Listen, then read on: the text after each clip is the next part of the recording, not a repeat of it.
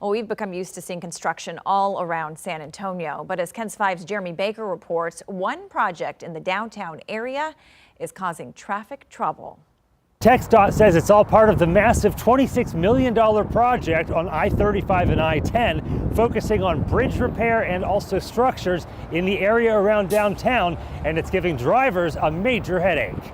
I've seen a lot of backups, bumper to bumper. Julie Cabrera travels this stretch of I-10 and I-35 daily. She says the work being done is making her drive time double. My commute from here to my kids' school should be about a 9-minute drive.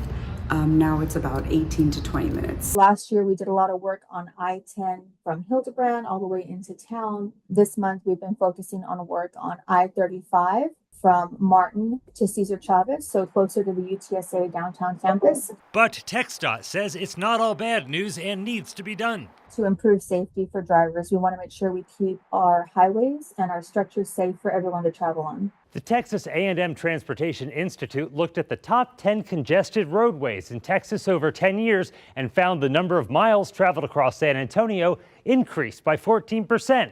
On the flip side, delays in San Antonio actually decreased by 21% over those 10 years. But it wasn't just time saved, but also money, with commuters saving an estimated $278 million in both fuel and time costs. The investments we make in these critical infrastructure projects like 1604 and like I-35 are really creating some tangible relief for drivers when they're out on their commutes. TxDOT says this section of the project should be completed by the end of this month, weather permitting. Jeremy Baker, KENS 5.